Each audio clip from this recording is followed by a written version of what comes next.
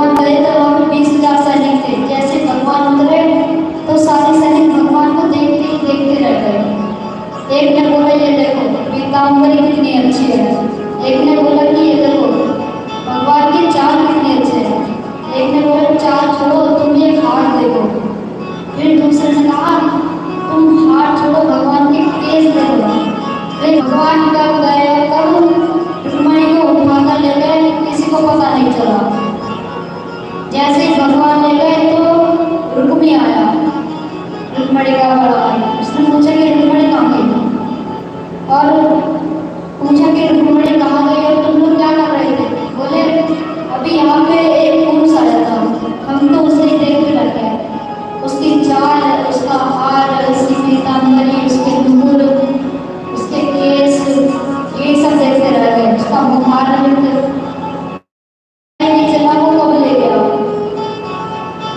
फिर आगे भगवान से युद्ध करने गया तो भगवान ने दाऊ को कहा कि आप इससे युद्ध करें। दाऊ पहले ही आ गए, बलराम जी ने युद्ध किया, कुंती को परास्त कर दिया। जैसे इसे मारने वाले थे तो भगवान ने कहा छोड़ दो इसे। फिर तभी वहाँ पे रुक्मणी जी के पिता आए भीष्म, उन्होंने कहा बेटा रुक्मणी, जब मुझे रुक्मणी मिली थी तो उसके एक डेढ़ साल बाद भगवान संत नारद आए थे। उन्होंने कहा था कि ये तुम्हारी पुत्री है, ये साक्षात लक्ष्मी है, इनका विवाह सिर्फ कृष्ण से होगा, इसके सिवा किसी से नहीं होगा। तब रुक्मी ने भी माना और भगवान का विवाह हो गया। आगे देव जी कहते हैं कि भगवान की दूसरी शादी जामवंती से हुई।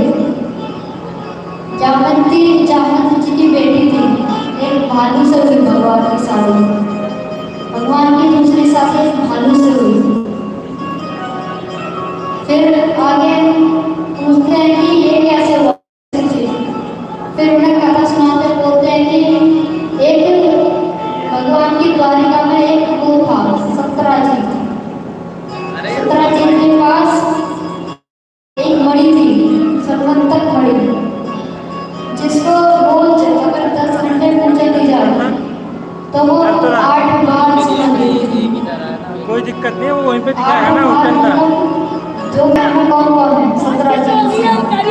उसने कहा कि मेरे घर मेरी वृद्ध माता है, मेरा भाई प्रसेन है और मेरी बेटी सत्यभामा है। उन्होंने कहा कि कुल मिला के तो फोन तो ले लिया इन्होंने, 3.5 आदमी हो, तो ये जो मणि है हमें दे दो, प्रजा के कल्याण के लिए इसका इस्तेमाल करेंगे, इसका उपयोग करेंगे। जब सत्राजीत ने मना कर दिया तो भगवान ने कहा कि जैसा आप चाहें।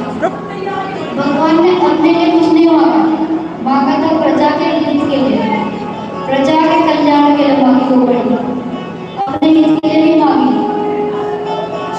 जब